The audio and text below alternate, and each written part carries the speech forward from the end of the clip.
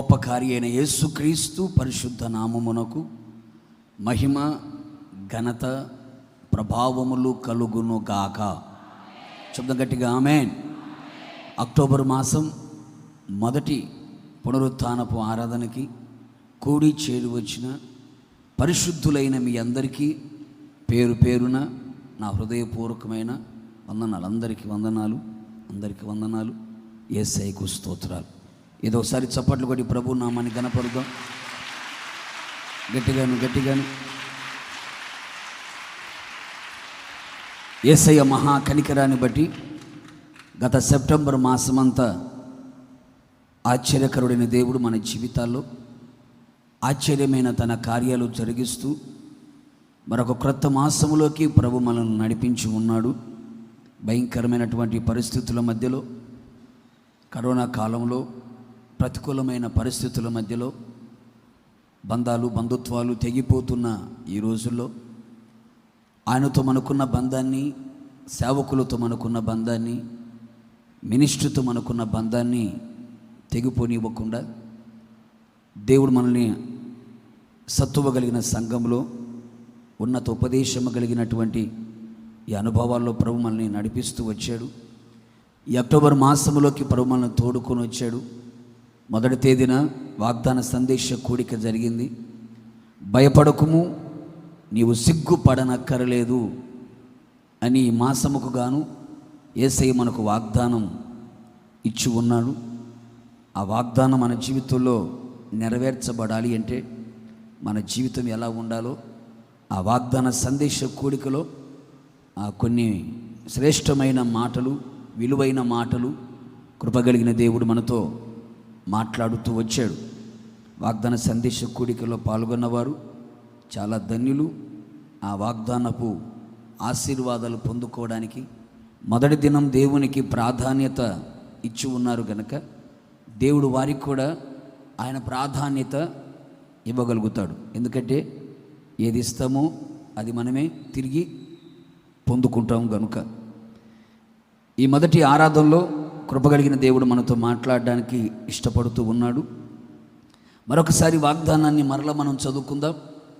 యెషయా ప్రవచన గ్రంథం 54వ అధ్యాయం 4వ వాక్యాన్ని నేను చదువుతున్నాను. బైబిల్ ఉన్న వారందరూ బైబిల్ తెరచి మీ ఒడిలో పెట్టుకొని జాగ్రత్తగా చదవగలిగిన వాళ్ళు చదవండి, చదవలేని వాళ్ళు జాగ్రత్తగా వినండి. భయపడుకుము, నీవు సిగ్గుపడనక్కరలేదు. అవమానమును తలంచకుము, నీవు లజ్జపడనక్కరలేదు. నీవు నీ బాల్యకాలపు సిగ్గును మరచుదువు, నీ వైధవ్యపు నిందను ఇక మీదట జ్ఞాపకము చేసుకొనవు. ప్రేమైన సహోదరి సహోదరులారా, ఇశ్రాయేలు జాతితో ప్రభు చెప్పిన ఓ చక్కని మాట.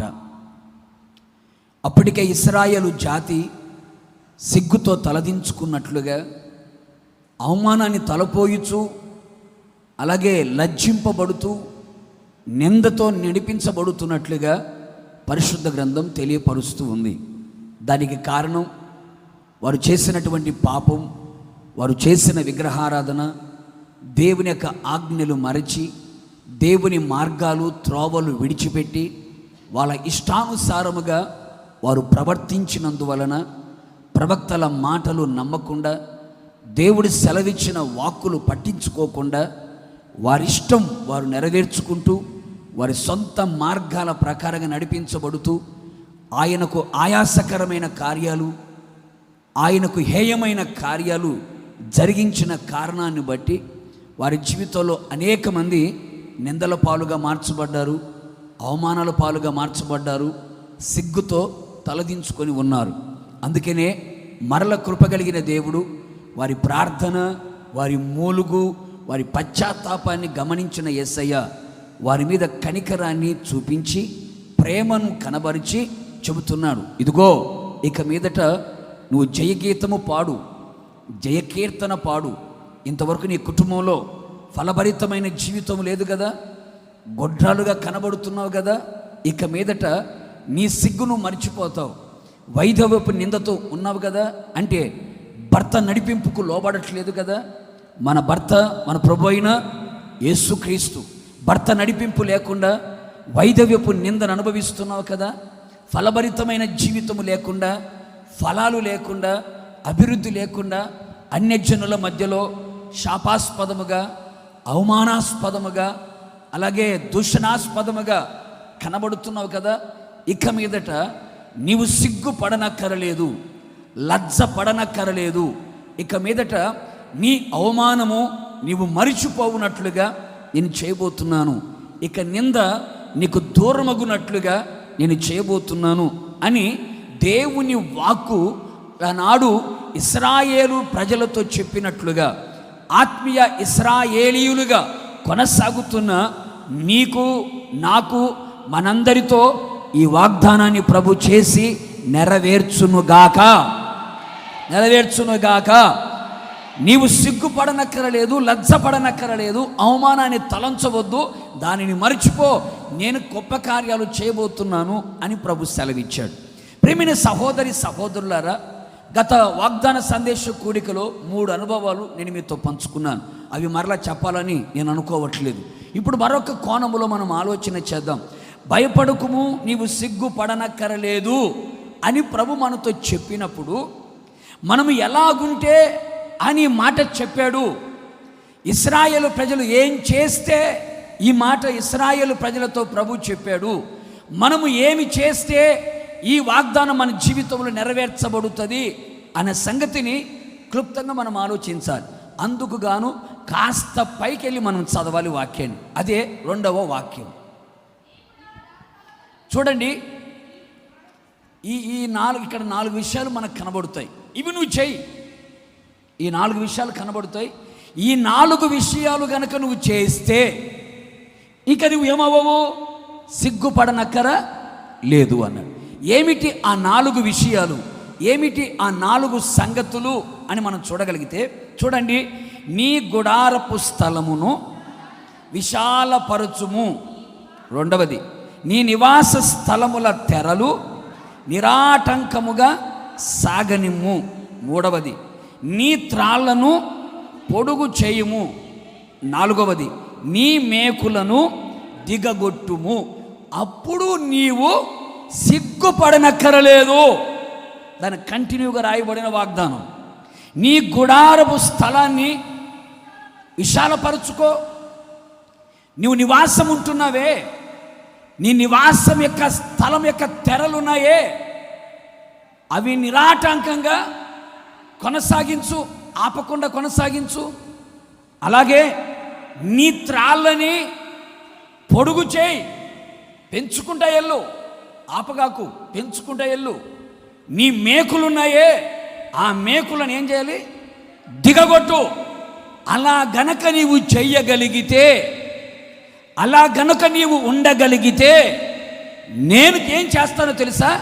నీవు భయపడకుండానట్లుగా, సిగ్గుపడకుండానట్లుగా, అవమానము కొట్టివేయబడినట్లుగా, నిందకు ప్రతిగా రెట్టింపు ఘనత వచ్చునట్లుగా, సిగ్గుకు ప్రతిగా ఘనత కలిగి జీవించున్నట్లుగా, నీ తల పైకెత్తునట్లుగా, అవమానము అంతరించిపోవునట్లుగా నేను చేయబోతున్నాను. కొడుచోబలి గట్టిగా ప్రభువుకి, గట్టిగా. అందుకు గాను మనము చేయవలసినది ఏమిటయ్యా అంటే, ఈ 4 విషయాలు తప్పనిసరిగా ప్రతి సేవకుడు, ప్రతి సంఘ పెద్ద, ప్రతి విశ్వాసి తప్పనిసరిగా ఈ 4 విషయాలు చేయాలి. అక్కడ 4 అనుభవాలు కనపడతాయి. గుడారము అని, తెరలు అని, త్రాళ్ళు అని, మేకులు అని. ప్రతి మాట సంఘానికి సంబంధించింది, ప్రతి మాట వ్యక్తిగత జీవితానికి సంబంధించింది, ప్రతి మాట ఆత్మీయ జీవితానికి పోల్చుకోవలసిన మాట. ప్రేమైన సహోదరి సహోదరులారా, ఒకసారి పాత నిబంధనలోకి మనం వెళితే, పాత నిబంధనలో కూడా ప్రత్యక్షపు గుడారము అనేది ఒకటి మనకు కనబడుతుంది. ఏమిటా ప్రత్యక్షపు గుడారము అంటే, ప్రభు సెలవిస్తాడు, నేను వచ్చి వారి మధ్యలో నివసించున్నట్లుగా నాకు ఒక పరిశుద్ధ స్థలము కావాలి. ఆయన వచ్చి నివాసము చేయునట్లుగా ఒక పరిశుద్ధ స్థలము కావాలి. ఆయన ఎక్కడ నివసిస్తాడో, ఎక్కడ ఉంటాడో అక్కడ ప్రజలు ఎలా ఉంటారండి? క్షేమంగా ఉంటారు, ఆశీర్వాదకరంగా ఉంటారు, దీవెనకరంగా ఉంటారు, అభివృద్ధి పొందగలుగుతారు, సిగ్గుపడరు, అవమానపరచబడరు, నిందించబడరు. ఎందుకని? ఆయన మన మధ్యలో నివాసం చేస్తున్నాడు గనుక. ఆయన ఎక్కడ నివాసం చేస్తున్నాడయ్య అంటే ప్రత్యక్షపు గుడారము అని రాయబడింది. ఎందుకు ఈ మాట మీకు సెలవిచ్చానయ్య అంటే ఆ ప్రత్యక్షపు గుడారములో ఆయన నివాసం ఉంటుంది. ఆ గుడారములో ఏముంది? గుడారము కనబడుతుంది, తెరలు కనబడతాయి, త్రాళ్ళు కనబడతాయి, మేకులు కనబడతాయి. ఆయన నివసించే గుడారములో గుడారం ఉంటుంది, టెంటు ఉంటుంది, తెరలు ఉంటాయి, అంటే కటన్స్ కూడా ఉంటాయి, అలాగే త్రాళ్ళు ఉంటాయి, అలాగే మేకులు కూడా ప్రత్యక్షపు గుడారములో అనగా ఆయన నివసించే స్థలములో అవన్నీ ఉంటాయి. అందుకనే ప్రతి ఒక్క వస్తువు మన వ్యక్తిగత జీవితానికి, మన ఆత్మీయ జీవితానికి, మన కుటుంబానికి, మన సంఘానికి పోల్చుకుంటూ మనము నేర్చుకోగలిగితే ఆ మాటలో దాగి ఉన్న ప్రతి శ్రేష్టమైన ఆశీర్వాదాన్ని పొందుతూ సిగ్గుపడకుండా నడిపించబడుదుముగాక. గట్టిగా చెప్దాం ఆమేన్. గట్టిగా హల్లెలూయా. ఒక్కొక్కటిగా చాలా క్లుప్తంగా 4 విషయాలు మాట్లాడతాను. అలాగని ఎక్కువ సమయం తీసుకోను, క్లుప్తంగా మాట్లాడతాను. మొదటి మాట, సిగ్గుపడనక్కరలేదు. ఆ వాగ్దానం మన జీవితం నెరవేర్చబడాలంటే మనం ఏం చేయాలి? మొదటిగా నీ గుడారపు స్థలమును విశాలపరచుము. దాన్ని మనం ఎలా చదువుకోవాలంటే నా గుడారపు స్థలము ఏమవ్వాలి? విశాలపరచబడాలి. గుడారము అంటేనే నీవు, గుడారము అంటేనే సంఘం, గుడారం అంటేనే సేవకుడు, గుడారం అంటేనే విశ్వాసి. ఈ గుడారము యొక్క స్థలము ఏమవ్వాలండి? విశాలపరచబడాలి. విశాలపరచబడాలి, ఎప్పటికప్పుడు విశాలపరచబడుతూనే ఉండాలి. అందుకనే పాత నిబంధన కాలంలో ఎబ్బేజు అనే భక్తుడు మనకు కనబడతాడు. ఆ ఎబ్బేజు చేస్తున్న ప్రార్థనలో ఒక మాట ఏమిటో తెలుసా? నా సరిహద్దును విశాలపరచు. ఎందుకని? సరిహద్దు విశాలపరచకపోతే నేను సిగ్గుపడిపోతాను. నా అన్నదమ్ముల మధ్యలో, నా సంఘములో, నా సమాజములో, నా తోటి వారి మధ్యలో నేను సిగ్గుపడి, అవమానపరచబడి, కృంగిపోయి, కృషించిపోయే పరిస్థితులు నాకు వస్తాయి. అందుకని నా సరిహద్దును నువ్వేం చేయాలి? విశాలపరచు ప్రభువా అని ప్రార్థన చేశాడు. ఎప్పుడైతే విశాలపరచబడిందో, అతని ప్రార్థన ఆలకించి దేవుడు అతని సరిహద్దును విశాలపరిచాడో, అతని గురించి రాయబడిన మాట, తన సహోదరుల అందరికంటే ఎబ్బేజు ఘనము పొందిన వాడాయను. సిగ్గుతో ప్రారంభించబడిన తన జీవితం, అవమానాన్ని తలంచుకుంటూ బ్రతుకుతున్న తన జీవితం, నిందతో నిట్టూర్పుల మధ్యలో నడిపించబడుతున్న ఎబ్బేజు ఎప్పుడైతే తన సరిహద్దు విశాలపరచబడిందో, వెంటనే అతని గురించి బైబిల్ చెబుతున్న మాట, తన సహోదరులందరికంటే ఎక్కువగా ఘనము పొందినవాడాయను. కారణం ఏమిటి ఎబ్బేజు అంటే, నా సరిహద్దును నేనేం చేసుకున్నాను? విశాలపరుచుకున్నాను. నా గుడారపు స్థలము నేనేం చేశాను? విశాలపరుచుకున్నాను. అంటే నా గుడారము అన్నప్పుడు మన ఆత్మీయ స్థితి, మన స్పిరిచువల్ స్టాండర్డ్ ఏమవ్వాలండి? ఎస్టాబ్లిష్ అవ్వాలి. మన ఆత్మీయ స్థితి అనేది విశాలపరచబడుతూనే ఉండాలి. ఆత్మీయతలో సంకుచితం ఉండకూడదు, ఆత్మీయతలో ఇరుకుదనం ఉండకూడదు. ఒక విశ్వాసి, ఒక సేవకుడు యేసు రక్తముతో కడగబడి దేవుని ఇంట్లో అడుగుపెట్టి దినములు గడిచే కొలది, సంవత్సరాలు దాటిపోయే కొలది, మాసములు దొర్లిపోయే కొలది అతని ఆత్మీయ స్థితి కూడా పెరగాలి. మనిషి యొక్క శరీర సౌష్ఠవం కొద్ది రోజులకి ఆగిపోతుందేమో, మనిషి యొక్క ఎదుగుదల కొద్ది రోజులకు నిలిచిపోతుందేమో. అయితే ఆత్మీయ జీవితం అనేది ఎదుగుదలకు ముగింపు ఉండకూడదు. విశాలపరచబడడం అంటే అర్థం ఏమిటి అంటే మన ఆత్మీయ స్థితి రోజు రోజుకి పెరుగుతూ పెరుగుతూ పెరుగుతూ పోవాలి. అలా నువ్వు చేయి. నేను సిగ్గుపడనివ్వకుండా ఏం చేస్తాను? నీ సరిహద్దును విశాలపరచుకో. నేను సిగ్గుపడనివ్వకుండా చేస్తాను. ఎబ్బేజును ఏ విధంగా అయితే సిగ్గుపడనివ్వకుండా సహోదరుల మధ్యలో ఘనముగా నిలబెట్టానో, నిన్ను, నీ కుటుంబాన్ని, నీ సంఘాన్ని నేను అలా నిలబెడతా. ఎప్పుడో తెలుసా? నీ సరిహద్దు విశాలపరచబడాలి. కొడుచబలి గట్టిగా. సరిహద్దు విశాలపరచబడాలి. ఈరోజు మనం స్థలాలు కొంటున్నాం, పొలాలు కొంటున్నాం, డాబా మీద డాబాలు కడుతున్నాం. కట్టొద్దని చెప్పట్లేదు. ఎలాగ లోక సంబంధంగా విస్తరించాలి, విశాలపరచబడాలి అనుకుంటున్నావో, నీ ఆత్మీయ జీవితము కూడా అలా విస్తరించబడాలని కోరుకో. ప్రతిరోజు, ప్రతి దినము నీ ఆత్మీయతలో మార్పు కలగాలి. నీ ఆత్మీయతలో మార్పు కలగాలి. నువ్వు చేస్తున్న ప్రార్థనలో మార్పు కలగాలి. నీ విశ్వాస జీవితంలో మార్పు కలగాలి. నీ వాక్య పఠనం, వాక్య ధ్యానం, వాక్యపు అనుభవాలు పెరుగుతూ పోవాలి. నీ పరిశుద్ధమైన జీవితం పెరుగుతూ పోవాలి. నిన్న ఎంత ఆత్మీయత ఉందో, ఈరోజు ఆత్మీయత రాగానే ఏమవ్వాలండి? పెరగాలి, విశాలపరచబడాలి. సెప్టెంబర్ మాసంలో నీ ఆత్మీయ స్థితి, నీ ప్రార్థనా స్థితి, నీ విశ్వాసపు స్థితి, నీ పరిశుద్ధమైన స్థితి, నీ పరిచర్య స్థితి, దేవుని మీద నీకున్న ప్రేమ, దేవుని మీద నీకున్న నిరీక్షణ, దేవుని మీద నీకున్న అచంచలమైన విశ్వాసం ఎంత ఉందో, అక్టోబర్ మాసంలోకి వచ్చిన తర్వాత ఆ స్థితి ఏమవ్వాలి? విశాలపరచబడాలి. ప్రతి దినం ప్రభువును అడగాల్సింది అదే. ఈరోజు నేను 10 నిమిషాలు ప్రార్థన చేశాను, రేపటి రోజున 1 నిమిషమైన ఎక్కువ నేను చేయాలి. ఈరోజు 2 అధ్యాయాలు బైబిల్ చదివాను, రేపటి రోజున 2 అధ్యాయాల కంటే ఒక వచనమైన ఎక్కువగా నేను చదవాలి.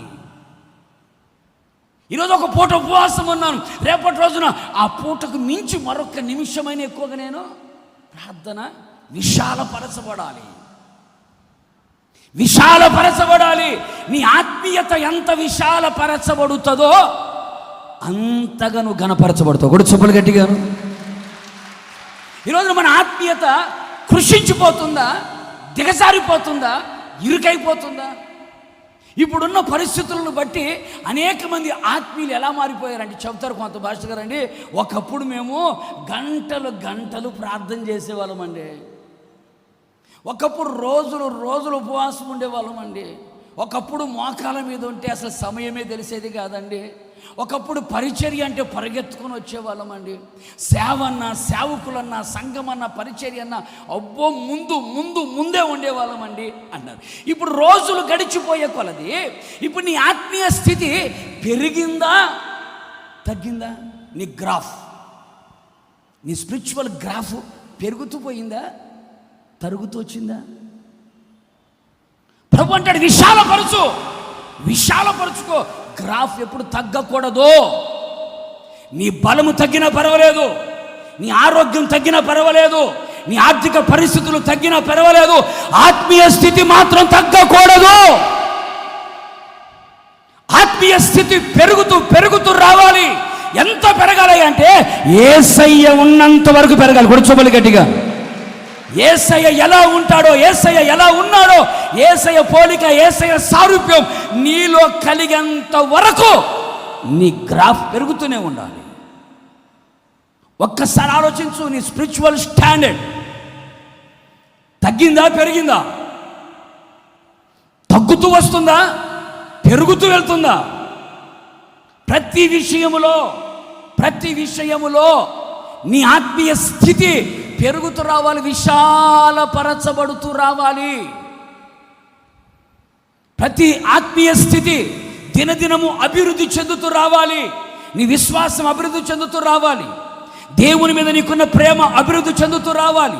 దేవుని సంతోషపరిచే విషయంలో అభివృద్ధి చెందుతూ రావాలి. నీ పరిశుద్ధమైన జీవితం దినదినము అభివృద్ధి చెందుతూ రావాలి. ప్రభువు కొరకు నువ్విచ్చే ప్రతి కానుక కూడా అభివృద్ధి చెందుతూ రావాలి. గీత గీసుకొని ఇవ్వకూడదు ఎప్పుడు ప్రభువుకి. మనం గుర్తుపెట్టుకొని, గీత గీసేప్పుడు ప్రభుకి ఇవ్వకూడదు. ఈ నెలలో 1 రూపాయిని ప్రభుకి ఎక్కువ ఇస్తాను నేను, ఎందుకని నా స్థితి పెరగాలి. ఎందుకంటే నేను కూడా అలా ఇచ్చేటప్పుడు అలా పెంచుతూ ఇస్తా. పెరగాలి మంది, ప్రతి దానిలో పెరగాలి. ఎందుకని విశాలపరచబడాలి కదా. గీత గీసి ప్రభు కొరకు మనం ఇవ్వకూడదు. ఒక 10 రూపాయలని ఎక్కువగా ఇవ్వాలి.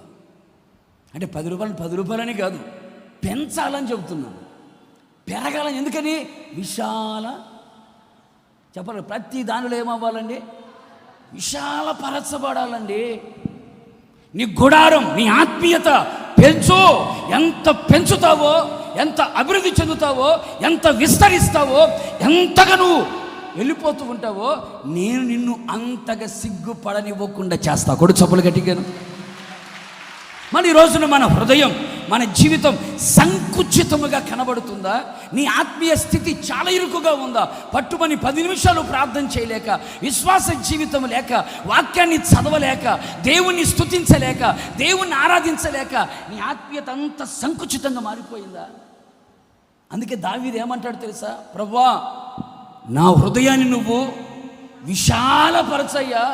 ఎందుకు దావీదు అంటే, నేను నీ ఆజ్ఞల మార్గములో పరిగెత్తుతాను. కొడు చొప్పులు గట్టిగాను.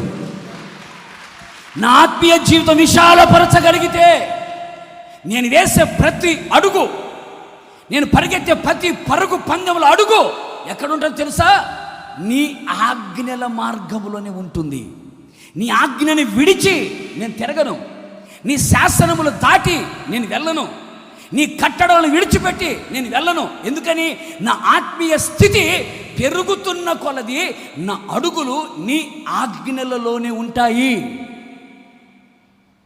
అందుకని ప్రియ సహోదరుడా, సహోదరి, ఏదో మందిరానికి వస్తున్నాం, వెళ్ళిపోతున్నాం, తల మీద చేతులు పెట్టుకుంటున్నాం, కానుకలు ఇస్తున్నాం, పరిచర్య చేస్తున్నాం, తెల్లబట్టలు వేసాం, బైబిల్ చేతబట్టాం, మూతి కూడా మాస్క్ పెట్టాం, చేతులు కూడా గడుక్కుని లోపలికి వస్తున్నాం అనుకుంటే సరిపోదు. గత ఆదివారానికి ఈ ఆదివారానికి నీ స్పిరిచువల్ స్టాండర్డ్ పెరిగిందా లేదా చూసుకుంటా. ఒక బరువు పెరిగానా లేదా, కలర్ వచ్చానా లేదా, పై నెల ఈ నెలలో బట్టలు ఏమైనా ఒకటన్నా పెంచానా లేదా, ఒక జత చెప్పులు ఎక్కువ కొన్నానా లేదా, అది పెరిగిందా ఇది పెరిగిందా అని చూసుకుంటున్నావు. నీ ఆత్మీయత పెరిగిందని చూసావా? ప్రభుతో నీకున్న సహవాసం పెరిగిందని చూసావా? ప్రభుతో నీకున్న బంధం పెరిగిందని చూసావా? హృదయం విశాలపరచబడాలి, ఆత్మీయత విశాలపరచబడాలి. నిన్న ఉన్న ఆత్మీయత ఈ రోజుకి వచ్చే లోపల కొంచెమైనా పెరగాలి. ఆత్మీయతలో మరుగుజ్జుతనం ఉండకూడదు. ఆత్మీయతలో ఎదగని తనం ఉండకూడదు. ఆత్మీయతలో మనం ఎదుగుతున్న వారిగా ఉండాలి. ఎంతవరకు ఎదగాలి అంటే, క్రీస్తు వలె ఉండుటకు మనం అన్ని విషయములో ఎదుగుదుముగాక. గట్టిగా ఆమేన్.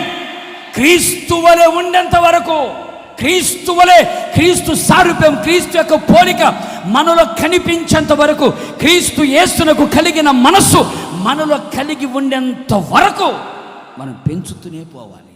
ఇరుగ్గా ఉండకూడదు. ఇంకొక టైప్లో కనుక మనం వెళితే, ఇంకొక విధానంలోకి వెళితే, పౌలు గారు కొరింథీ సంఘానికి ఉత్తరం రాస్తూ ఒక మాట అంటాడు. ఏమంటాడు తెలుసా?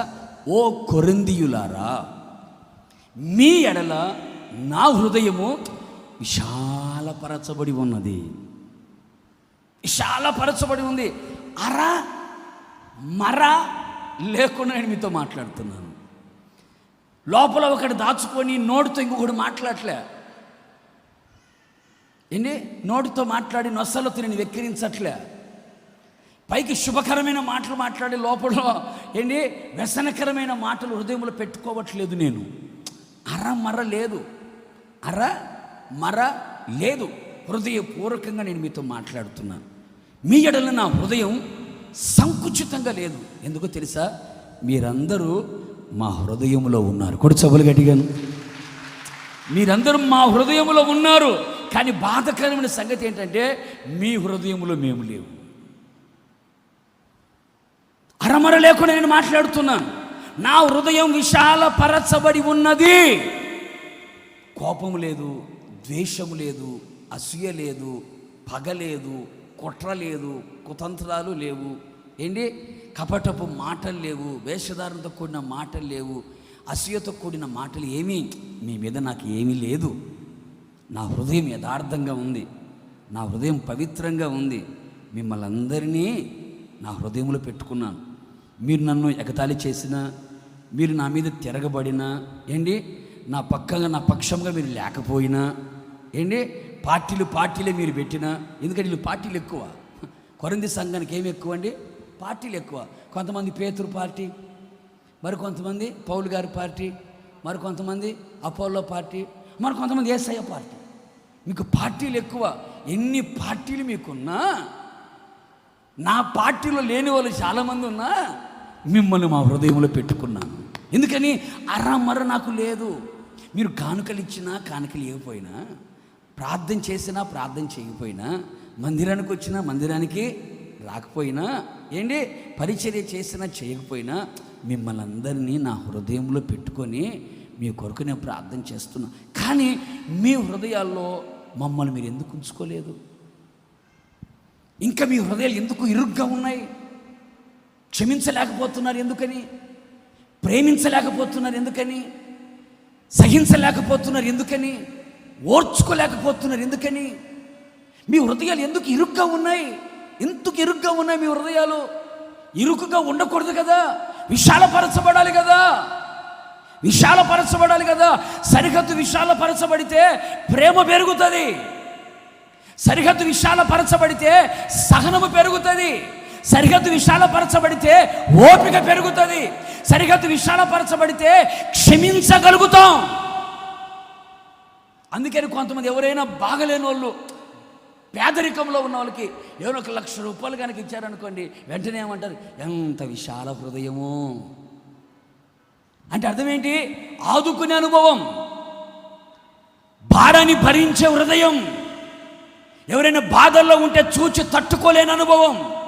ఎవరైనా కష్టాల్లో ఉంటే, తిండి లేకపోతే, బట్ట లేకపోతే, నిలవరమైన గూడు లేకపోతే తట్టుకోలేని, తనకు తగిన సహాయం అందించడానికి ఇష్టపడే హృదయం, దాతృత్వపు గుణం, ఉపకారపు గుణం. ఎందుకని? హృదయం విశాలపరచబడింది. హృదయం విశాలపరచబడితే స్వార్థం ఉండదు. గుర్తుపెట్టుకోండి, సరిహద్దు విశాలపరచబడితే స్వార్థం ఉండదు. అందుకని బైబిల్ ఏమంటుంది? చాలామంది వాళ్ళ సొంత కార్యములే చూచుకొనుచున్నారు కానీ, చెప్పు, నా భర్త, నా భార్య, నా పిల్లలు, నా కడుపు, నా మొహము, నేను తిన్నానా, నేను కంటిన్యూ నిద్రపోయానా, నేను పడుకున్నానా, లేచానా, జనాలు ఎడిపోతే నాకెందుకు, పక్కింటులు ఎడిపోతే నాకెందుకు, తిండి లేక అలమటిస్తున్న వాళ్ళు కనబడిన నాకెందుకు, పక్కన దారిన అలా పోతున్నా కూడా, అలా వెళ్తున్నా కూడా అడుక్కునేవాడు కనపడితే ఒక 10 రూపాయలు ఇద్దాం, అమ్మా అని పిలిస్తే కాస్త అన్నం పెడదాం, దాతృత్వం లేవా. ఒక ఆయన అంటాడు, అడుక్కునేవాడితో కూడా ఒకరోజు మనకు అవసరం వస్తుందంట. ఇప్పుడు వద్దని మనం వదిలిపెడితే, తృణీకరిస్తే, ఆ తృణీకరించిన వానితో కూడా ఒకరోజు మనకేమొస్తుందండి? అవసరం వస్తుంది. గుర్తుపెట్టుకో. ఎందుకని? తృణీకరించబడిన రాయే మూలకు తలరాయి అయింది. కొడుచొబ్బలు గట్టిగాను. దాతృత్వపు మనస్సు రావాలి. విశాలం, నిస్వార్థమైన సేవ, నిస్వార్థమైన పరిచర్య, నిస్వార్థమైన జీవితం ఉండాలి. నేను నా కుటుంబం, నేను నా పిల్లలు, నేను నా ఇల్లు, నేను నా జాతి, నేను నా కులం, నేను నా మతం అని ఎప్పటికీ అనుకోకూడదు.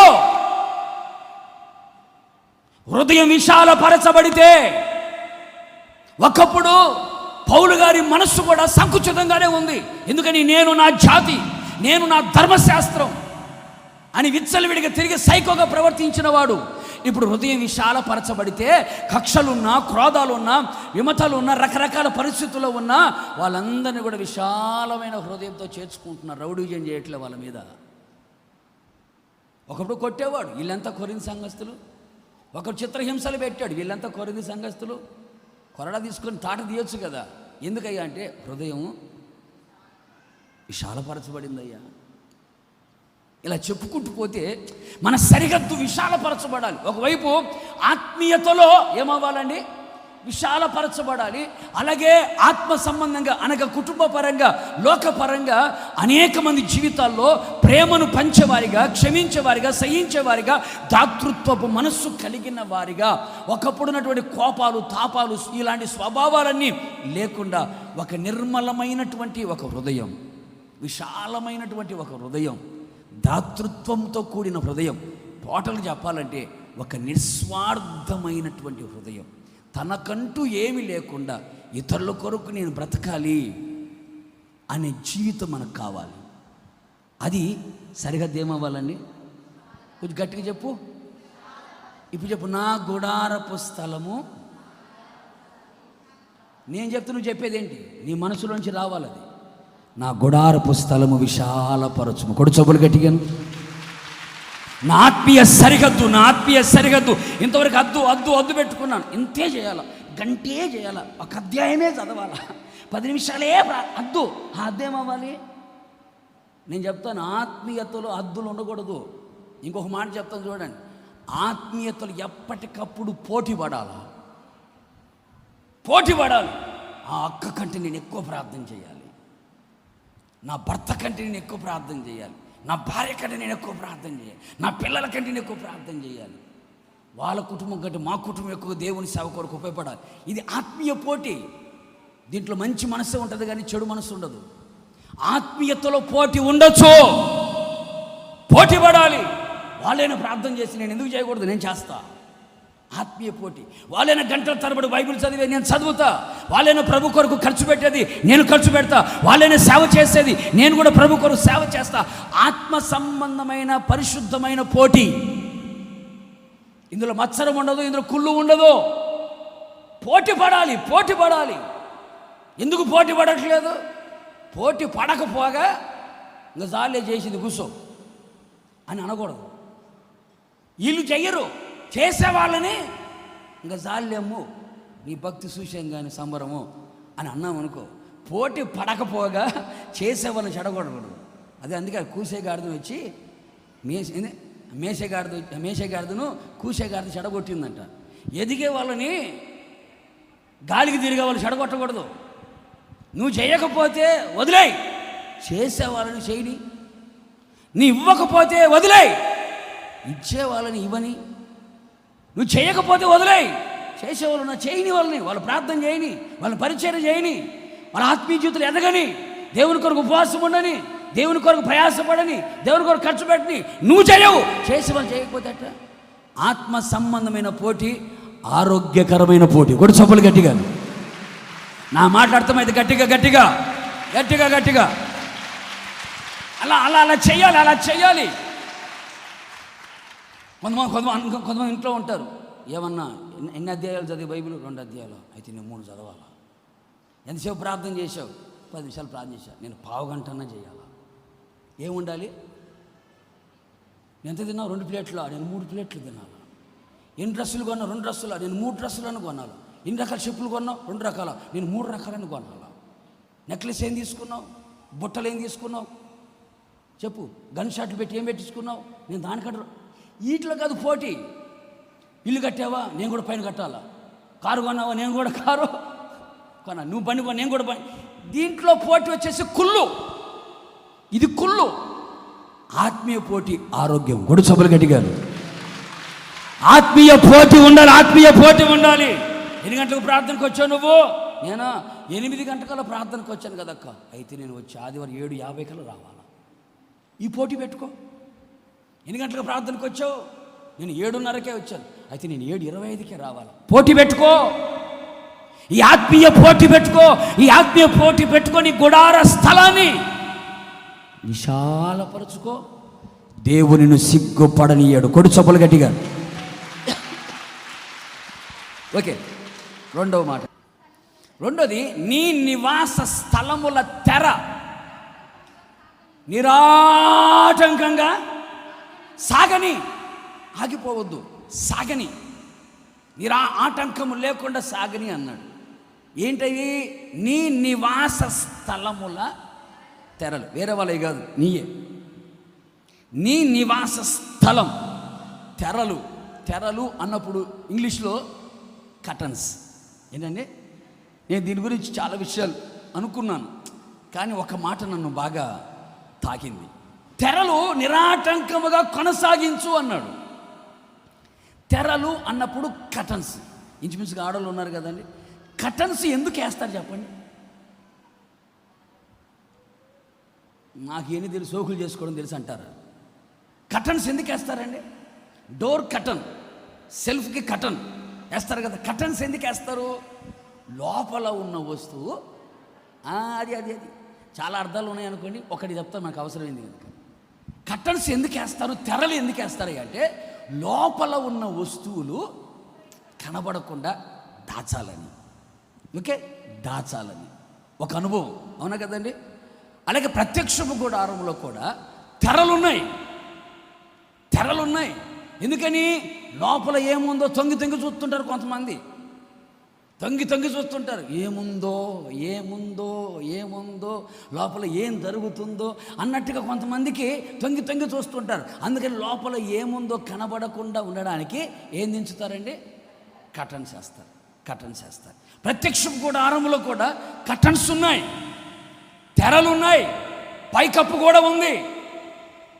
అందుకని అక్కడ నివసించాడు ఆయన. మనకు కూడా తెరలు ఉంటే, ఆయన కూడా నివసిస్తే మనం సిగ్గుపడము. అయితే ఇప్పుడు మనం నేర్చుకోవాల్సిన ఆత్మీయ పాఠం ఏమిటయ్యా అంటే కటన్స్ అంటే తెరలు దేనికయ్యా అంటే లోపల ఉన్న వాటిని దాచిపెట్టాలి. అంటే ఇది దేన్ని సూచిస్తుంది అంటే బైబిల్ ఒక మాట రాస్తుంది, ప్రేమ గట్టి చెప్పాలి, దోషములన్నిటినీ కప్పును. చాలా అర్థాలు ఉన్నాయండి, ఇది ఒక అర్థం చాలు, లేకపోతే ఇదే అయిపోయింది మొత్తం. ప్రేమ దోషములను కప్పును. లోపల ఉన్న వస్తువులు, లోపల ఉన్న వాటిని కనబడనివ్వకుండా అడ్డుగా నిలబడేది ఏంటండి? తెర. ఒక కటన్. లోపల ఏముందో తెలియనట్లేదు. అందుకనే సామెతల గ్రంథంలో ఏమని రాస్తుంది? సామెతల పుస్తకం 10వ అధ్యాయం 12వ వాక్యం, పేతురు రాసిన మొదటి పత్రిక 4వ అధ్యాయం 8వ వాక్యములు ఏమనుంటుందంటే, ప్రేమ దోషములను కప్పును, ప్రేమ అనేక పాపములను కప్పును. అంటే పాపాన్ని కప్పిపెట్టడం అంటే ఏంటి? దోషములను కప్పడం అంటే ఏంటి? ప్రేమైన సహోదరుల పైకి ఎత్తండి. ఇప్పుడు తెర అన్నప్పుడు ఇప్పుడు మనం ఇందులో నేర్చుకోవలసిన పాఠం ఏమిటంటే, మన దేవుని ప్రేమ ఏమవ్వాలండి? నిరాటంకముగా సాగిపోవాలి. కొడుచొప్పలు గట్టిగా.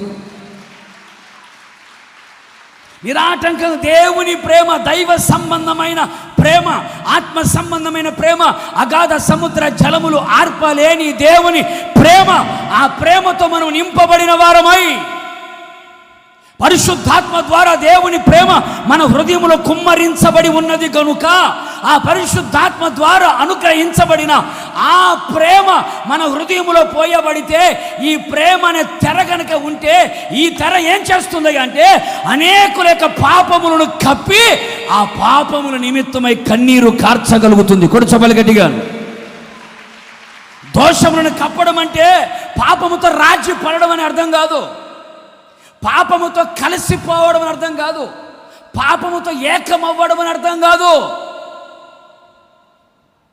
దాని అర్థం ఏమిటి అంటే దోషాలను కప్పడం అంటే బలహీనతలని కప్పడం.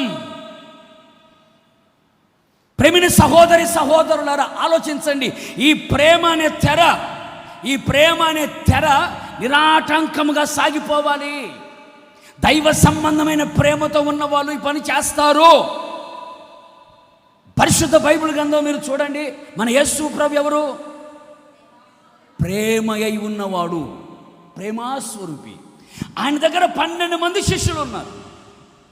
12 మంది 12 స్వభావాలు కలిగిన వారే. ఒకడికి ముక్కు మీదనే ఉంటుంది, ఏంటది? కోపం. మరి కొంతమంది అసూయ పరులు ఉన్నారు, ఓర్చుకోలేని వాళ్ళు ఉన్నారు, ఉరిమిడి వాళ్ళు ఉన్నారు. డబ్బు పిచ్చగలిగిన వాళ్ళు ఉన్నారు, ప్రభుత్వం అంటి పెట్టుకునే వాళ్ళు ఉన్నారు, టచ్ మీ నాట్ లాగా దూరంగా తిరిగే వాళ్ళు ఉన్నారు, ఏసైతో తిరిగి ఏసై పక్కలో ఉండి ఏసై డొక్కలో పడిచేవాడు కూడా ఉన్నాడు, ఏసైని పట్టించేవాడుగా ఉన్నాడు. 12 మంది 12 స్వభావాలతో యేసు ప్రభుతోనే కలిసి సేవ చేస్తున్నారు. మీరు గుర్తుపెట్టుకోండి, వాళ్ళు యేసయ్యతో 3.5 సంవత్సర కాల పాటు సేవ చేశారు. మీరు 4 సువార్తలో యేసయ్య జీవిత చరిత్ర మనకు కనబడుతుంది. ఇంకా కావాలంటే యెరూషలేముకి వెళ్ళండి, గ్రంథాలు చదవండి, యేసయ్య చరిత్ర కనబడుతుంది. ఏ చరిత్ర మీరు చదివినా యేసయ్య 12 మంది శిష్యులలో ఏ ఒక్కరి బలహీనత అయినా ఎత్తి చూపించాడా? మాట్లాడండి. ఒకరి గురించి మరొకరికి ఏమని చెప్పాడా? పేతురు ఇస్కరియోతు ఏదో ఉన్నాడే, డబ్బు పిచ్చాడు పేతురు. చివరికి నన్ను అమ్మేది కూడా వాడే పేతురు, జాగ్రత్తగా అన్నాడా? చివరికి అందరూ వచ్చి ప్రభు వల్ల ఆరాధన తీసుకుంటూ ఉంటే కూడా ఎవరు ప్రభు, ఎవరు ప్రభు, నేనా నేనా నేనా అంటా ఉంటే ఇదిగో ఈడే అని కూడా ప్రభు అనలేదు. ఎందుకని అనకపోగా ఏంటి ఆయన ఏం చేస్తున్న 17వ అధ్యాయం చూస్తే వాళ్ళ కొరకు ప్రార్థన చేస్తున్నాడు. ప్రేమ దోషములను కప్పుతుంది. కొడు చప్పులు గట్టిగాను. ప్రేమ బలహీనతలని కప్పుతుంది. దేవునికి స్తోత్రం.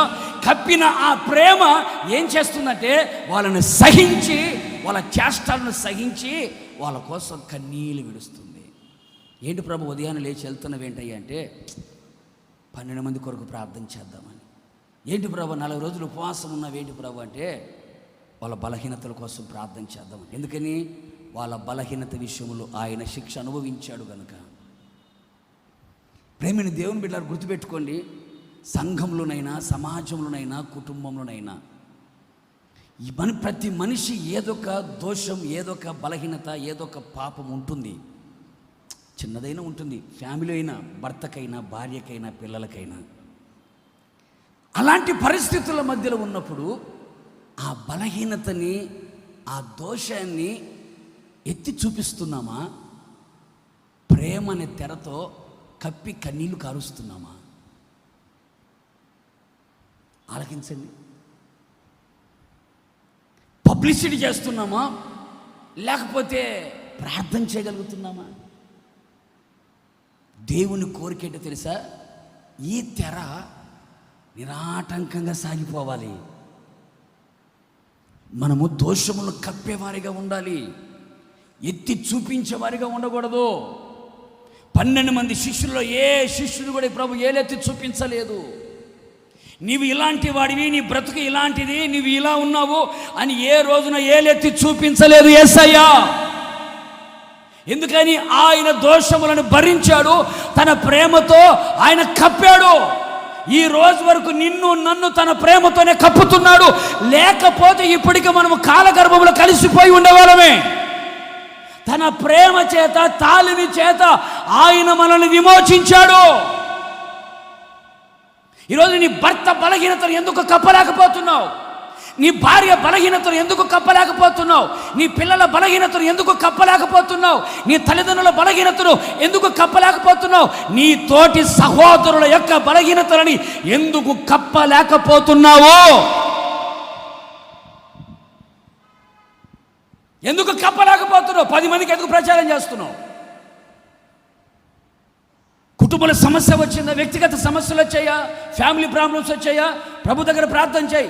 దైవ సేవకులు ఉంటే ఆ దైవ సేవకులు కూడా నమ్మకమైన దైవ సేవకులు మా గురించి గుండెలో పెట్టుకొని ప్రార్థన చేస్తారు, ఎవరికి చెప్పరు అని గనక సేవకుడి మీద నమ్మకం కలిగితే చెప్పు, నమ్మకం లేకపోతే చెప్పదు.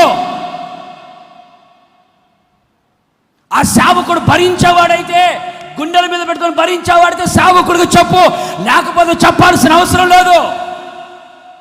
దాచేవాడు కావాలి కానీ పబ్లిసిటీ చేసేవాడు కాదు కావాల్సింది. కొంతమంది పాస్ గారండి, ఆ సేవకుడికి మేము చెప్పామండి, ఆ సేవకుడు చెప్తే ఆ సేవకుడు 10 మందికి చెప్పాడండి. ఎవరికి చెప్పుకోలేక సేవకుడే కదా కన్నీళ్లు గార్చి ప్రార్థన చేస్తాడు, సేవకుడు కదా మా కొరకు ఉపవాసం ఉంటాడు, సేవకుడు కదా మా కొరకు ధూపం వేస్తాడని సేవకుడు చెప్తే ఆ సేవకుడు 10 మంది చెప్పాడే మా గురించి. అలాంటి వాళ్ళకి మేము ఎలా చెప్తాం ఏ సమస్యలు? చెప్పొద్దు. నేనైనా సరే చెప్పొద్దు. నా మీద మీకు నమ్మకం లేకపోతే, ఈయనకు చెబితే గుండెలో దాచుకొని ప్రార్థన చేస్తాడు అనే నమ్మకం ఉంటే నాకు చెప్పండి మీ సమస్య, లేదంటే చెప్పాల్సిన అవసరం లేదు. డైరెక్ట్గా చెప్తున్నాను. సేవకుడు భరించేవాడే ఉండాలి. ప్రచారం చేసేవాడే ఉండకూడదు. ఇప్పటికైనా కొందరు సమస్యలు చెప్తే నాతో ఉన్న సేవకులు నేను చెప్పను. నేను చెప్పేది అయితే చెప్పగలుగుతాను, చెప్పకూడదు చెప్పను కూడా చెప్పను. ఒక మంచి మనసుతో దేవుని సన్నిధిలో చెబుతున్నాను. ఒకరి గురించి మరొకరికి చెప్పాల్సిన అవసరం లేదు. ఎందుకని ప్రేమ దోషములు కప్పాలి కానీ ప్రచారం చేయకూడదు. ఈ తెర ఏమవ్వాలి? నిరాటంకంగా సాగిపోవాలి. అంతేగాని కనబడిన వాళ్ళందరూ చెప్పుకొని తిరగకూడదు. కనబడిన వాళ్ళందరూ చెప్పుకొని తిరగకూడదు. ఆ సేవకుడు గురించి, ఈ సేవకుడు గురించి, ఆ సంఘం గురించి, ఈ సంఘం గురించి, వాళ్ళ గురించి, వీళ్ళ గురించి నువ్వు ప్రచారం చేస్తున్నావంటే ఒక రోజు నువ్వు తల దించుకుంటావు, సిగ్గుపడతావు, అవమానపరచబడతావు. గుట్టు బయటకు రానివ్వకుండా ప్రభు సన్నిధిలో కన్నీళ్లు గార్చే వ్యక్తులైతే దేవుడు వారిని సిగ్గుపడనివ్వడు. కొడు చెప్పులు గట్టిగాను, గట్టిగా గట్టిగా. బలహీనతలను కప్పేవారిగా మనం ఉండాలి. బలహీనతలు కప్పేవారిగా ఉండాలి. కొందరు ఏ సమస్య కనుక చెప్తే నేను ఎవరితో చెప్పొద్దమ్మా మీరు అని చెప్తాను. ఎవరితో చెప్పొద్దు, మీరు ప్రార్థన చేసుకుని నేను ప్రార్థన చేస్తాను. ఎవరితో చెప్పొద్దు. ఎందుకని మన బలహీనతల్ని బజారు పాలు చేసుకోకూడదు. ఇంటి గుట్టు బయటికి వెళ్ళకూడదు. మీ కుటుంబ సమస్యలు బయటికి వెళ్ళకూడదు. బలహీనతలు ఉంటాయి, పిల్లలకైనా, భర్తకైనా, భార్యకైనా ఇంట్లో ఉన్న బలహీనతలు ఉంటాయి. ఆ బలహీనతలను చెప్పుకుంటే సేవకులకు చెప్పుకోవాలి. లేదంటే నీవే మోకరించి కన్నీళ్ళు గాచి ప్రార్థన చేయాలి. ఆ సేవకులు నమ్మకస్తులు, ప్రార్థన చేస్తారనుకుంటే ఆ సేవకులు చెప్పండి, లేదని కూడా చెప్పొద్దు. ఎందుకని దాచుకోవాల్సిన వాడు, ప్రచారం చేసేవాడు సేవకుడు ఎందుకు అవుతాడు? అవడు. కనుక ప్రేమనిది. ప్రేమ తెరలు ఏం చేస్తాయి అంటండి? తెరలు ఏం చేస్తాయి? లోపల ఉన్న వాటిని కనబడనివ్వంటాడు. లోపల ఉన్న వాటిని కనబడనివ్వకుండా దాస్తాయి అంటాడు. మరి దాచిపెట్టి వాళ్ళ కోసం కన్నీళ్ళు కారుస్తున్నావా? ఏంటి ప్రభు అంతా ఏడుస్తున్నావంటే, ఈ 12 మంది కనుక నిలబడితే వీళ్ళు ఇలాంటి వాళ్ళు అనేక మంది నిలబెట్టగలుగుతారు. వీళ్ళ కోసం నేను కన్నీళ్ళు కారుస్తున్నాను. వీళ్ళ బలహీనతలు, ఒక్కొక్కరికి బలహీనతలు ఉన్నాయి. ఈ బలహీనతను ఎత్తి చూపించడానికి నేను రాలేదు. ఇలా బలహీనతలు కప్పి ప్రార్థించి వారిని పరిపూర్ణలో తీసుకురాగలగాలి ప్రార్థన చేశాను. ఆయన చేసిన ప్రార్థన వ్యర్థమైందండి? వ్యర్థం కాలేదు. ఒకరోజు ఆయన చేసిన కన్నీళ్ళు వాళ్ళ బలహీనతలన్నిటిని కొట్టుకొని పోయేటట్టు చేసాయి. కొడు చొప్పులు గట్టిగాను. వాళ్ళ బలహీనతలన్నీ కొట్టుకొని పోయాయి. ఒకవేళ ఇంట్లో వాళ్ళు కోపిష్టులే ఉండొచ్చు, తిండిపోతులే ఉండొచ్చు, తిరుగుబోతులే ఉండొచ్చు, సోమరిపోతులే ఉండొచ్చు, ఆంబోతులే ఉండొచ్చు. బలహీనతలు ఉంటాయి. ఆ బలహీనతలు బట్టి ప్రభువా మా ఇంటి ఆయన ఇలా ఉన్నాడయ్యా, మా భార్య ఇలా ఉందయ్యా, మా పిల్లలు ఇలా ఉన్నారయ్యా, ఈ బలహీనత మా పిల్లల్ని పట్టి పీడిస్తుందయ్యా, నేత్రాశ ఉందయ్యా, శరీరాశ ఉందయ్యా, జీవపు డబ్బం ఉందయ్యా, నోట్లో మాట సరిగా కుదరదయ్యా, కంటి చూపు సరిగా ఉండదయ్యా, ఇట్లాగా రకరకాల బలహీనతలు ఉన్నాయ్యా. ఈ బలహీనత నుంచి విడుదల కలుగు చేయి ప్రభువా అని కన్నీరు కాచి ప్రార్థన చేస్తే ఆ కన్నీళ్ళు ఒక రోజున ఆ బలహీనతలన్నిటిని ఏం చేస్తుందండి? కొట్టుకొని పోయేటట్టు చేస్తుంది, సంపూర్ణతలకు నడిపిస్తుంది. కొడు చప్పులు గట్టిగా. ప్రేమ అనేది దేనినైనా సాధించగలుగుతుంది. కొడు చప్పులు గట్టిగా. ఈరోజున ప్రపంచమంతా యేసయ్య పాదాల దగ్గర దాసోహం అయింది. దేన్ని బట్టి తెలుసా? ప్రేమ దేనినైనా సాధించగలుగుతుంది. ప్రేమ దేనినైనా రాణించుకోగలుగుతుంది. ప్రేమ దేనినైనా పొందుకోగలుగుతుంది. కఠిన హృదయాలను కరిగించగలిగిందే ప్రేమ. జటిలమైన కార్యాలను కూడా విడిపించగలిగిందే ప్రేమ. రాక్షసులను సైతం మార్చగలిగిందే దేవుని ప్రేమ. వాళ్ళు నరహంతకులైనా, దుర్మార్గులైన, వ్యభిచారులైనా, లేకపోతే మరొకరైనా దేవుడు యేసయ్య తన ప్రేమ చేతని అందరిని ఆకర్షించాడు. ఆయన ప్రేమ గొప్పది. ఆ ప్రేమ దోషాలు కప్పుతుంది, కన్నీరు కారుస్తుంది, వారి పరిపూర్ణతలకు తీసుకొని రాగలుగుతుంది. అట్టి తెరలమై మనము కనబడాలి. కొడుచోబలు గట్టిగా. ప్రచారం చేసేవాళ్ళుగా, పబ్లిసిటీ చేసేవాళ్ళుగా ఉండకూడదు. ఒక సేవకుడైనా, ఒక సంఘ పెద్ద అయినా, ఒక పరిచారకుడైనా, ఒక విశ్వాస అయినా కప్పే వ్యక్తిగా ఉండాలి. నీ ఇంట్లో జరిగితే బయటికి రాకుండా చూస్తావు, బయటలో జరిగితే బజారు మొత్తం చెప్తావు. ఇదేనా నీ తెర?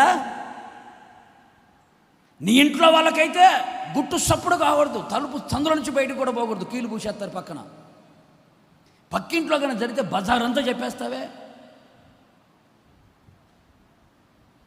తెర ఉండాలి, తెర ఉండాలి. ప్రేమ, దైవ ప్రేమ, దైవ ప్రేమ, దైవ ప్రేమ, క్రీస్తు ప్రేమ అనే తెర ఉండాలి.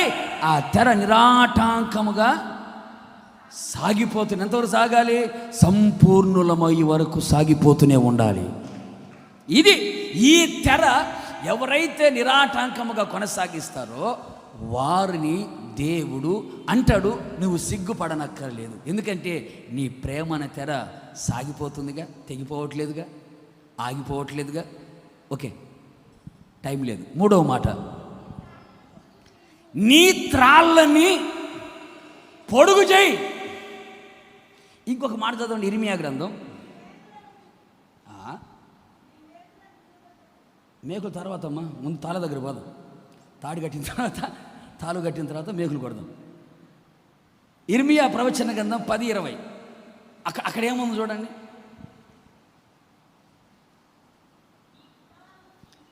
గుడారం చినిగిపోయింది, తాళ్ళని ఏమైనా ఏంటండి తెగిపోయాను. చాలు, తాళ్ళు తెగితే చాలే.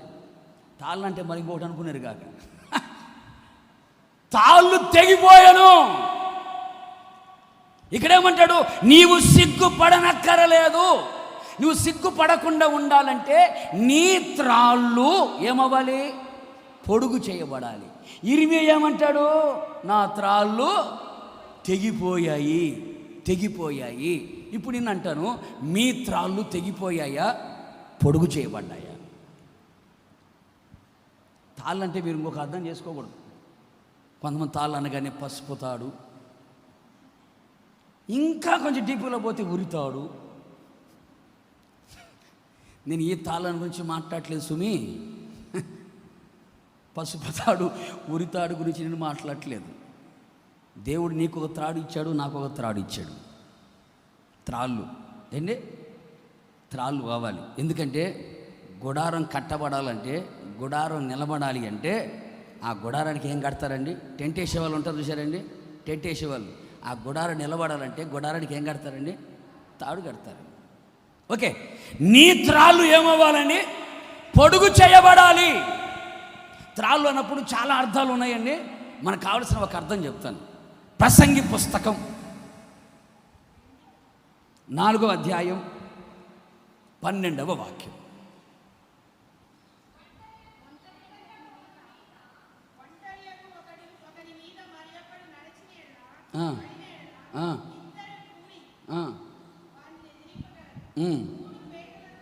మూడు చూడండి, 11, 12. ఇద్దరు కలిసి పండుకొనిన ఎడల వారికి వెట్ట కలుగును. ఒంటరిగానికి వెట్ట ఎలాగు పుట్టును? ఒంటరి యగు నొకని మీద మరి ఒకడు పడిన ఎడల ఇద్దరు కూడి వాణ్ణి ఎదిరింపగలరు. 3 పేటల త్రాడు త్వరగా తెగిపోదు. పురుషులారా, ఫ్లాష్ బ్లాక్లోకి వెళ్ళారా? నువ్వు అనుకున్న తాడు కాదు ఇది. చూడండి, ఆ అధ్యాయం మీద చదువుకుంటూ వస్తే దేని గురించి మాట్లాడాడు, దేని గురించి మాట్లాడు? టోటల్గా ఒక అర్థం ఏంటి అంటే ఐక్యత. చెప్పండి, గట్టిగా చెప్పండి. ఏ త్రాడు? కొంచెం గట్టిగా చెప్పు. ఐక్యత, ఐక్యత. 3 పేటల త్రాడు త్వరగా అసలు తెగిపోదు, త్వరగా తెగిపోదు. అందుకనే ఒక్కడే ఉంటే వాడికి వెట్ట ఎలా కలుగుతుంది?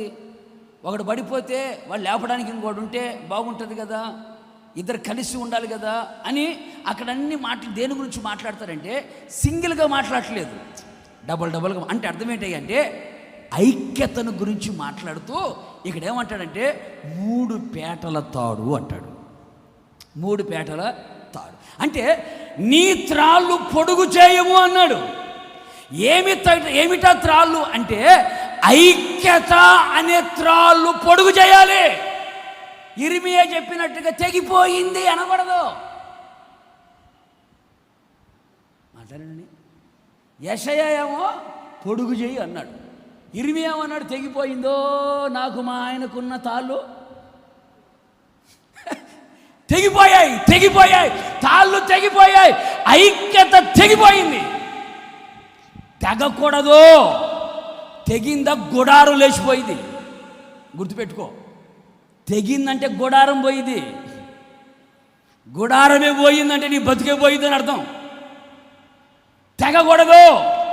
తెగకుండా ఏం చేయాలి? పొడుగు చేయాలి. అంటే ప్రతి సేవకుడు, ప్రతి సంఘ పెద్ద, ప్రతి విశ్వాసి, ప్రతి పరిచారకుడు త్రాడు అనబడే ఐక్యత కలిగి ఉండాలి. ఐక్యతతో ఉండాలి. ప్రేమైన సహోదరులారా, 3 పేటల త్రాడు అన్నారు. ఏంటి చెప్పండి? మీరు అంటారు, నాకు తెలుసు. 3 పేటల తాడు పెనవేయబడాలి. తాడు కూడా ఒక్క పొరతో ఉండదు, అనేక రకాల పొరలతో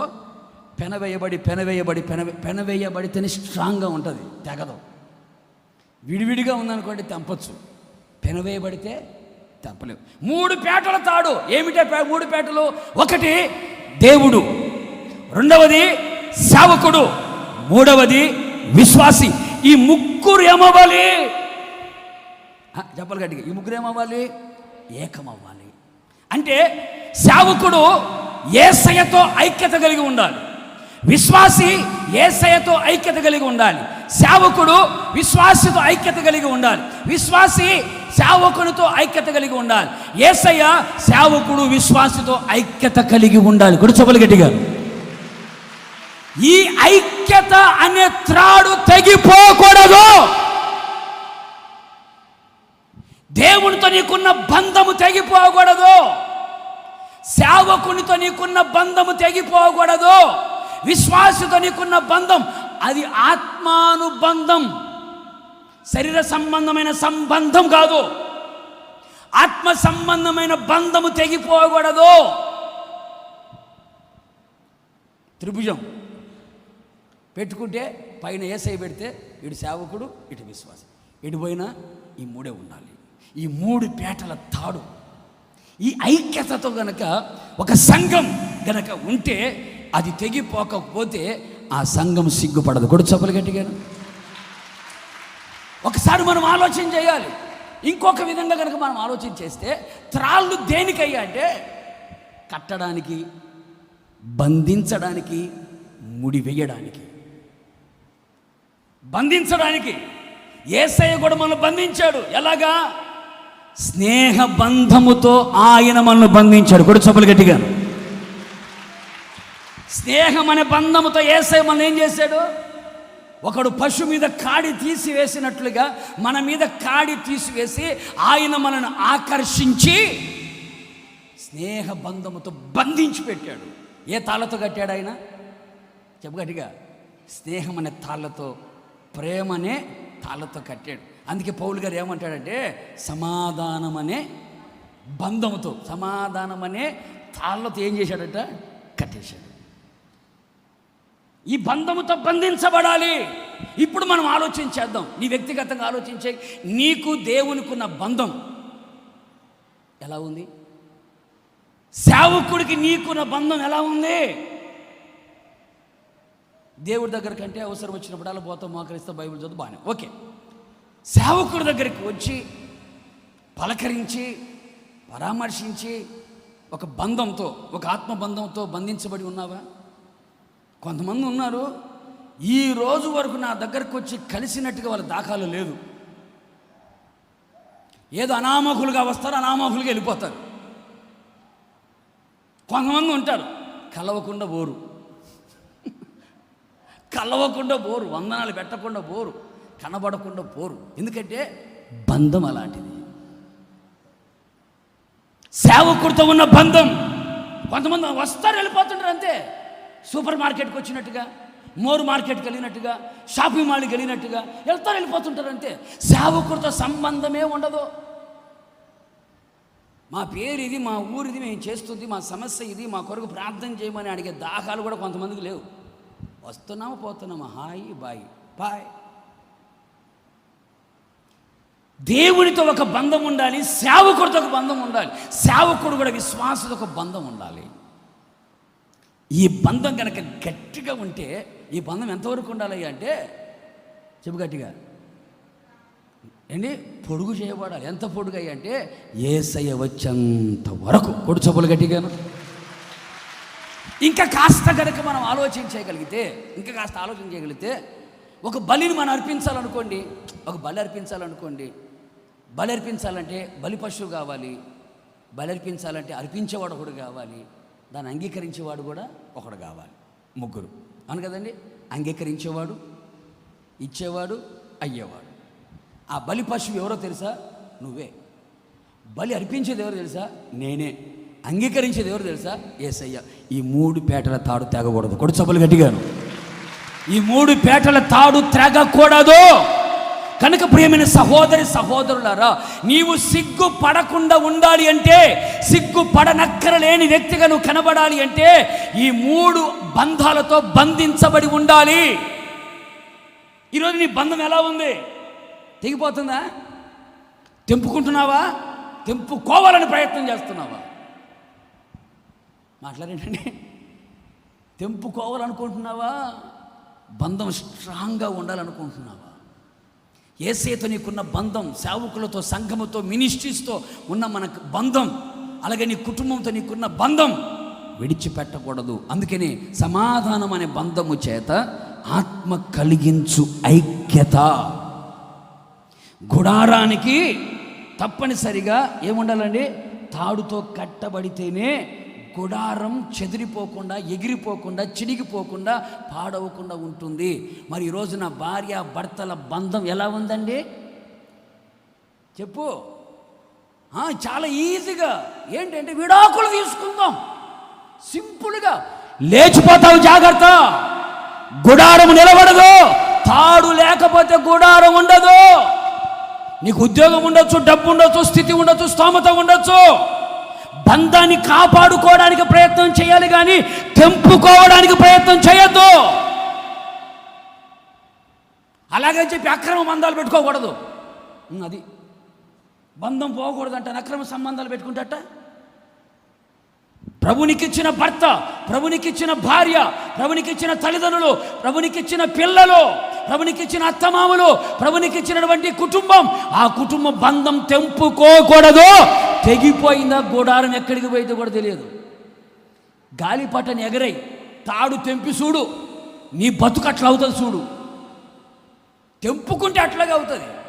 ఎంగిలి ఇస్తరాకులాగా, కుక్కలు చింపిన ఇస్తరాకులాగా తెగిపోయిన గాలిపటం అవుతుంది. తెంపుకోకూడదు బంధాన్ని, తెంపుకోకూడదు బంధాన్ని. దేవుడు తన స్నేహ బంధములను బంధించి ఆకర్షించాడు. ఆయన నిన్ను తెంపుకోలేదే, నువ్వెట తెంపుకుంటావు? సింపుల్గా అంటే ఎట్టాగా? గెట్టట్లేదా? పడట్లేదా? ప్రార్థన చేసుకో, కన్నీళ్ళు విడువు, అర్థం చేసుకో, అడ్జస్ట్మెంట్ అవ్వు. పురుషులైన స్త్రీలైన జాగ్రత్త. కుటుంబ బంధము తెగిపోకూడదు. కుటుంబ బంధం తెగిపోకూడదు. కొంతమంది ఇళ్ళలోకి వెళితే పచ్చి తాగుబోతాళ్ళండి, కుక్కను కొడతా ఉంటాడు. అయినా కానీ ఆ భార్య వాడిని వదలదండి. ఎందుకంటే ప్రభు నాకు ఇచ్చిన భర్త అయ్యా, ఎలా పోగొట్టుకుంటానయ్యా? ప్రభు నాకు ఇచ్చిన భర్త అయ్యా. తాగుతున్నాడా? తాగని ఏం చేస్తాం? ప్రార్థన చేస్తాం. ప్రభు కనికరించినప్పుడు, ప్రభు స్వస్థపరిచినప్పుడు, ప్రభు విడిపించినంత వరకు ప్రార్థన చేస్తానయ్యా. ప్రభు నాకు ఇచ్చిన భార్య గయ్యలే కావచ్చు, రాక్షసే కావచ్చు, శూర్పణఖ చెల్లెలే కావచ్చు, సూర్యకాంతం కోడలే కావచ్చు.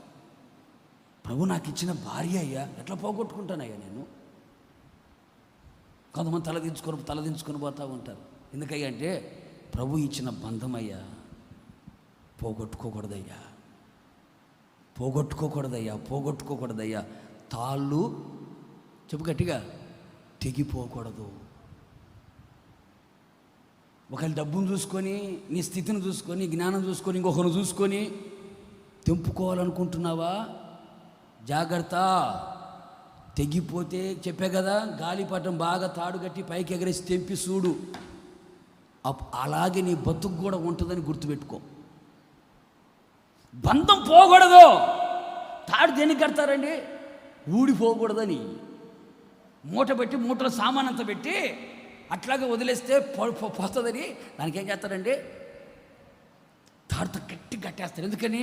పడిపోకుండా ఉండాలి.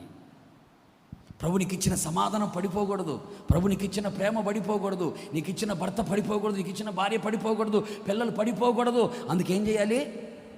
తాళ్ళతో కట్టేసేయాలి. తాళ్ళతో కట్టేసి ప్రేమ అనే బంధంతో బంధించి, స్నేహం అనే బంధంతో బంధించి, ఐక్యత అనే బంధంతో బంధించి ఆ బంధాన్ని స్ట్రాంగ్ చేసుకోవాలి.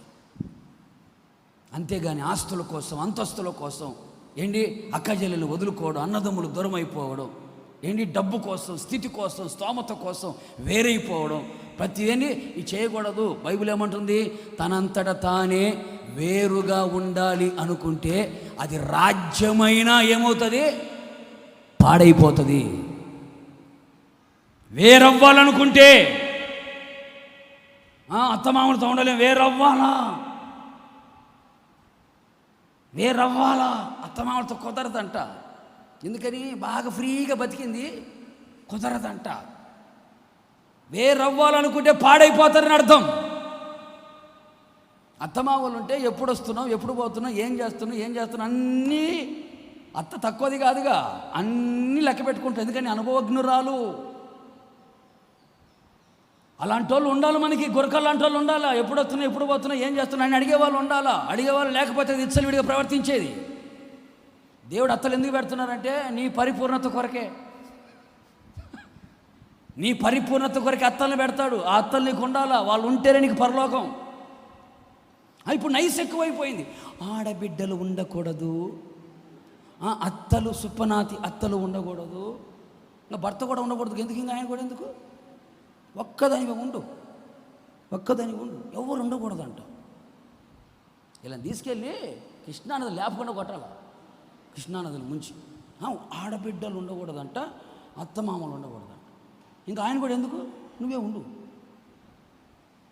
సైతాన్ అన్నమాట. ఇదొక సైతాన్ బుద్ధి. నా మాటలు అర్థమైతే అల్లేలేదు చెప్పు. పురుషులు చెప్పట్లే, అత్తమామలు పెడతా వాళ్ళకి లేదు కనుక. అందుకని బంధాన్ని పోగొట్టుకోవద్దమ్మా, బంధాన్ని పోగొట్టుకోవద్దు, బంధాన్ని తాళ్ళు తెంపుకోవద్దు, తాళ్ళను తెంపుకోవద్దు.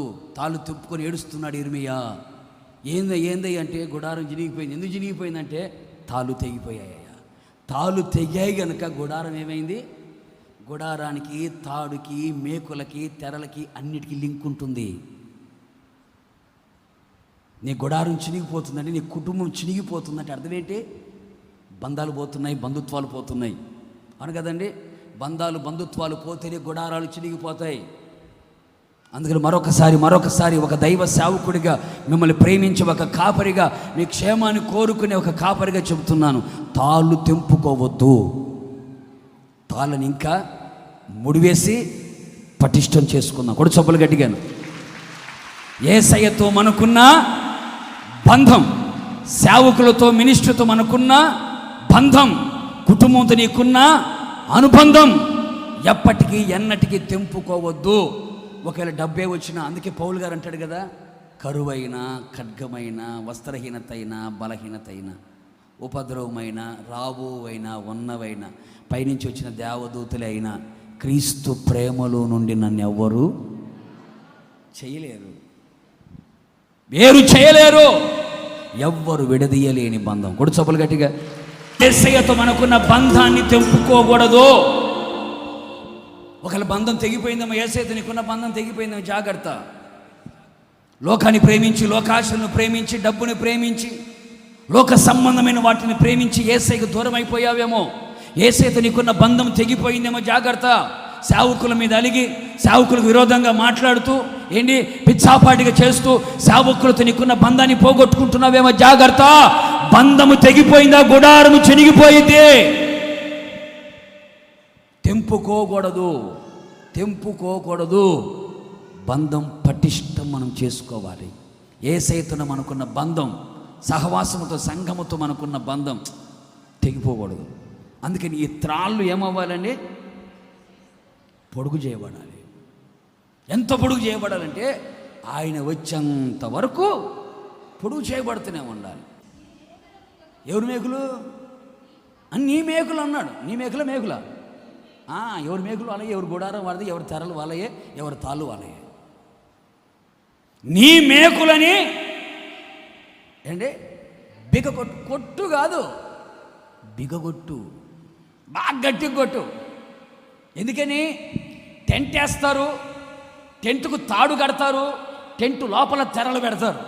గుర్తుపెట్టుకోండి, టెంట్ వేస్తారు, టెంటుకి పైన తాడు కడతారు, టెంట్ లోపల తెరలేస్తారు. ఈ తాడు తీసుకొచ్చి తిరిగి పెడతారండి, మేకు పెడతారు. ఎందుకని? మేకు స్టాండర్డ్గా ఉంటేనే తాడు గట్టిగా ఉంటుంది, తాడు గట్టిగా ఉంటేనే గుడారం బాగుంటుంది, గుడారం బాగుంటేనే తెరలు బాగుంటాయి. లింక్ ఎలా ఉందో చూడండి. మేకు బిగగొట్టు, గట్టి కొట్టు. మంచి స్థలాన్ని చూసి, మంచి భూమి చూసి, మంచి నేల చూసి ఆ నేలలో మేకును బాగా దిగగొట్టు. ఎందుకని? గుడారము నిలబడాలి, తెరలు నిలబడాలి. అవి నిలబడాలి అంటే మేకులు గట్టిగా ఉండాలి. మేకు ఏం చేస్తుంది అంటే గుడారాన్ని, తెరలని, తాళ్ళని స్థిరపరుస్తుంది. అందుకే టెంట్, ఒకవేళ మీకు తెలియకపోతే టెంట్ వేసేవాళ్ళతో ఒక వారం రోజులు జరగండి, మేకులు కొట్టకుండా ఉంటాడేమో చూడండి. మేకులు కొట్టే ఆ మేకులకు తాళ్ళకు కట్టేస్తాడు. ఎందుకంటే అది పైకి లేవదు. ప్రత్యక్షము గుడారం ఎక్కడుంది? బైపాస్ రోడ్డు లేదు. ఎక్కడుందండి? అరణ్యంలో వేశారు ప్రత్యక్షము గుడారం. అరణ్యం అంటే గాలి వస్తే మామూలుగా ఉంటుందా? సుడిగాలి వస్తే మామూలుగా ఉంటుందా? పెనుగాలి వస్తే మామూలుగా ఉంటుందా? వర్షం పడిన మామూలుగా ఉంటుందా? గాలి దుమారం రేగిందంటే మామూలుగా ఉంటుందండి? అరణ్యము, చెట్లు ఎక్కువ. మరి ఆ గాలికి, ఇసుక తుఫానుకి, గాలి దుమారానికి ప్రత్యక్షపు గుడారము నిలబడాలంటే మేకులు స్టాండర్డ్గా ఉండాలి.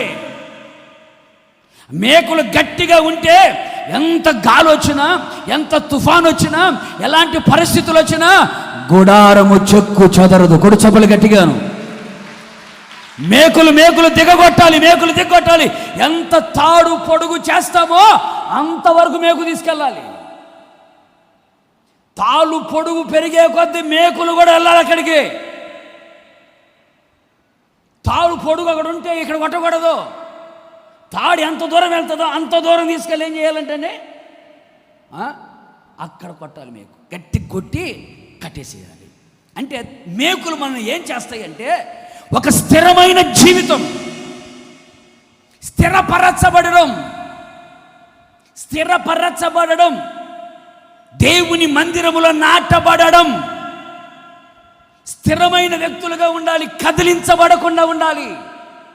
చీటికి మాటికి కదిలిపోకూడదు, అలగి కదిలిపోకూడదు. తుఫాను వచ్చినప్పుడు, శ్రమలు వచ్చినప్పుడు, శోధనలు వచ్చినప్పుడు, కష్టాలు వచ్చినప్పుడు, కన్నీళ్ళు వచ్చినప్పుడు, ఉపద్రవాలు వచ్చినప్పుడు, శోధన మీద శోధన, కష్టం మీద కష్టం, రోగం మీద రోగం, ఇలాంటివన్నీ నీ జీవితంలో, నీ కుటుంబంలోకి వచ్చినప్పుడు నువ్వు కదలకుండా ఉండాలి అంటే, కదలని వారిగా, స్థిరమైన వారిగా ఉండాలి అంటే మేకులు కొట్టాలి. ఏమిటా మేకులు? బైబిల్ సెలవిస్తుంది. ప్రసంగి గ్రంథం చివరి అధ్యాయం 12-11.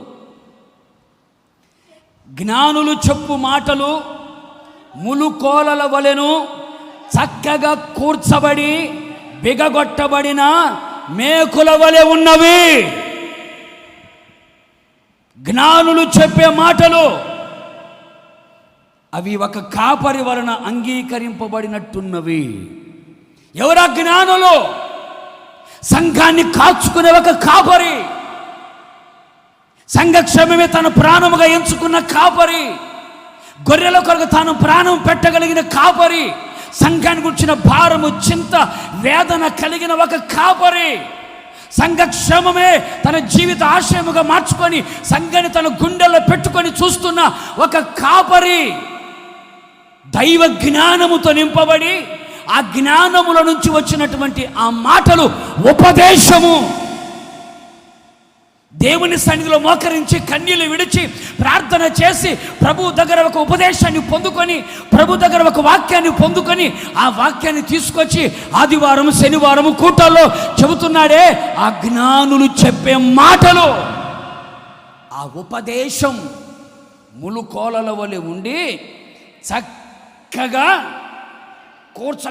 కూర్చోబడి ఎవరికి ఎలా మాటలు కావాలో, ఏ వ్యక్తికి ఎలాంటి మాటలు కావాలో, ఏ మాటలు చెబితే వాడి జీవితం బాగుపడుతుందో, ఏ వాక్యం చెబితే వాడు స్థిరపరచబడతాడో, చక్కగా వాక్యం ఒక్కొక్కరికి తగినట్టుగా, పిల్లలు మొదలుకొని పెద్దల వరకు, సావుకుడు మొదలుకొని సంఘ పెద్ద పరిచారకులు విశ్వాసులు అందరికి తగినట్టుగా ఆ మాటలు చక్కగా ముళ్ళు కోలల వలె చక్కగా కూర్చబడి, పైన కొట్టిన మేకులు కాదు, బిగగొట్టిన మేకుల వలె ఉన్నాయి. మనం వింటున్న వాక్యం, మనం వింటున్న ఉపదేశం, ఈ ఉపదేశము చేత నీ హృదయాన్ని స్థిరపరచుకోవాలి, ఈ ఉపదేశము చేత నీ మనస్సును స్థిరపరచుకోవాలి, ఈ ఉపదేశము చేత నీ అడుగులు స్థిరపరచుకోవాలి, ఈ ఉపదేశము చేత నీ ఆత్మీయతను స్థిరపరచుకోవాలి. నీ మనసు స్థిరంగా ఉందనుకో, ఎన్ని గాల్లోతో ఏమైంది? నీ హృదయం స్థిరంగా ఉందనుకో, ఎవరొచ్చి నీ ముందు నిలబడితే ఏమైంది? నీ అడుగులు స్థిరముగా ఉన్నాయనుకో, ఎవరొచ్చి తీసుకెళ్తే ఇంకేమవుతుంది? నువ్వు స్థిరపరచబడకపోతే కదిలించబడుతావు, స్థిరంగా ఉంటే నిన్ను కదిలించలేదు. కూడా చొప్పులు గట్టిగాను వస్తాడు, సాతాను వస్తాడు, నిన్ను మోసము చేయడానికి వస్తాడు, నిన్ను వంచన చేయడానికి వస్తాడు, నీ అడుగులు తడబట్టేట్టు చేయడానికి వస్తాడు. ఇది నిజమా అనుకుంటా వస్తాడు, మోసం చేయడానికి వస్తాడు. నువ్వు స్థిరపడిన వ్యక్తివే అయితే మోసపోవు. పై నాటబడిన వ్యక్తివి అనుకో, పైన వచ్చిపోతున్న వ్యక్తివి అనుకో, అవునా నిజమా, నేను అట్ట అనుకోలేదే, అయ్యో ఇంకా నాకు తెలియలేదే అంటావు. స్థిరపడిన వ్యక్తి అయితే నోరు మూసుకో, చాలు చెప్పింది చాలు, ఇంకో చెల్లు. ఏ దుర్బోధ వచ్చినా, ఏ సాతాను బోధ వచ్చినా, ఏ మోసకరమైన బోధ వచ్చినా, అబద్ధ ప్రవక్తలు వచ్చినా, దొంగ అపస్తులే వచ్చినా, వెలుగుదూతే వచ్చినా, సాతానే వచ్చినా నూర్మి, నువ్వు చెప్పాల్సిన అవసరం లేదు. మా పాస్టర్లు మాకు చెప్తున్నారు, మాకున్న ఉపదేశం మాకు ఉంది, మేము వింటున్న వాక్యాలు ఉన్నాయి, ఇందులో మేమేమయ్యాము? స్థిరపరచబడ్డాం. నువ్వు వచ్చి చెప్తే కదులుతావు అనుకున్నావా? ఎందుకని? బెగ్గొట్టుకున్నావు ఇక్కడ, కొడు చొప్పులు గట్టిగా మేకుతో బిగగొట్టబడ్డాం, ఇక్కడ ఉపదేశముతో స్థిరపరచబడ్డాం. అందుకని నీ హృదయము కదిలించబడకూడదు, నీ మనస్సు కదిలించబడకూడదు. అందుకే నీ మనస్సును ఏం చేయాలండి? అందుకని ప్రభువా నా అంతరంగమందు, చెప్పు, లైన్లోకి రండి, నా అంతరంగమందు స్థిరమైన మనస్సుని నాకు ఇయ్య. ఎందుకు ఊరికి తిరుగుతుందయ్యా? ఇదే రంగులు రాట్నం తిరుగుతుందయ్యా, డబ్బు కనపడితే చాలయ్యా పోతుందయ్యా, పదవి కావాలంటే పోతుందయ్యా, ఎవరు పిలిస్తే పోతుందయ్యా, మనసు స్థిరంగా ఉండట్లేదయ్యా. నా అంతరంగంలో నా మనస్సుని మేకుతో బిగ్గొట్టుకోవాలయ్యా. స్థిరమైన మనసు నాకు పుట్టించు, నూతనంగా పుట్టించు, నా మనసు స్థిరపరచబడాలి. అందుకే హెబ్రీ గ్రంథకర్త అంటాడు, దేవుని కృప వలన మీ హృదయాన్ని స్థిరపరచుకోండి. ఎందుకని? హృదయం కూడా లాగిద్దంట. చెప్పు, ఎక్కడుంది? హార్ట్ ఎక్కడుందంటే ఎక్కడికో పోయిందంట. ఉండదు, ఇది కూడా ఉండదు, ఇది ఉండదు. చెప్పు, గట్టి చెప్పు. ఏం ఎరగనట్టు మూతికి ముసుగులు వేసుకున్నది సరిపోయింది. హృదయం స్థిరంగా ఉండదు. ఎందుకని? సొలొమోను లాగింది ఎవరు? హృదయం అంట. ఏమైందంట? తిప్పేశారంట. తిప్పకుండా ఉండాలంటే ఏమవ్వాలా? స్థిరపడాలి. అప్పుడు 1000 మంది వచ్చినా 10,000 మంది వచ్చినా హృదయం కదలదు. కొడు చప్పులు గట్టిగాను. ఎంత అందమైన నీ కళ్ళ కనపడ నీ మనస్సు కదలదు.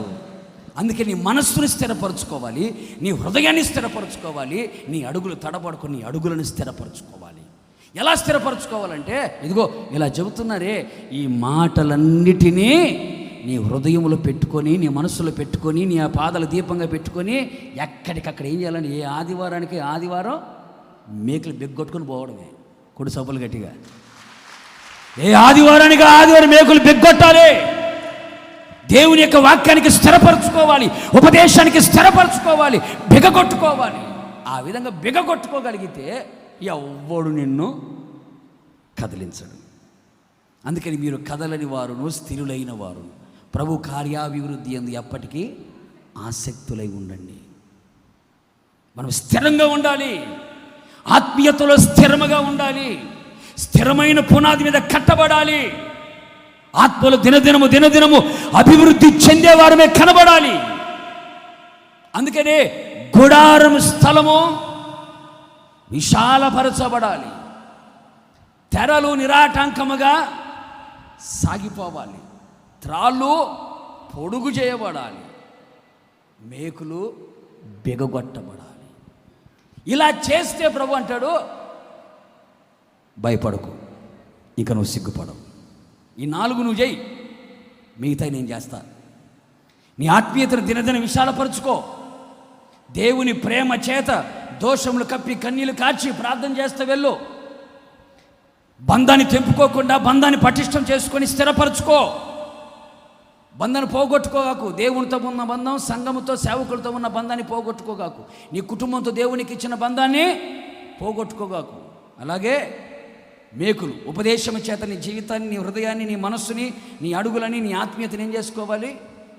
స్థిరంగా వేసుకో. అక్కడ అలా నీ జీవితాన్ని అలా కట్టుకోగలిగితే నువ్వు సిగ్గుపడవు, సిగ్గుపడనివ్వడు. ఈ నిరీక్షణ మనల్ని సిగ్గుపరచదు. ఏమిటా నిరీక్షణ? ప్రభు వస్తాడు, ప్రభు మధ్యాకాశంలోకి వస్తాడు. ఎలా వస్తాడు? ఆర్భాటంతో వస్తాడు, ప్రధాన దూత శబ్దంతో వస్తాడు, దేవుని బుర్రతో వస్తాడు. ఆత్మీయ పెళ్లి కుమార్తె ఎక్కి రమ్ము అని పిలుస్తాడు. పిలిచినప్పుడు గుడారాన్ని విశాలపరుచుకున్న వాళ్ళు, తెరలు కొనసాగించుకుంటున్న వాళ్ళు, తాళ్ళని పొడుగు చేసుకున్న వాళ్ళు, అలాగే మేకులు బెగ్గొట్టుకున్న వాళ్ళు నిరీక్షణ కలిగి ఉంటారు గనక వాళ్ళు సిగ్గుపడరు. ప్రభు పిలవగానే ప్రభు దగ్గరికి వెళ్ళిపోతారు, ప్రభుతో కూడా ఉంటారు. ఈ నిరీక్షణ మనలని సిగ్గుపరచదు. కూడా సభలు గట్టిగాను. నీవు సిగ్గుపడనక్కర లేదు. ఈ వాగ్దానం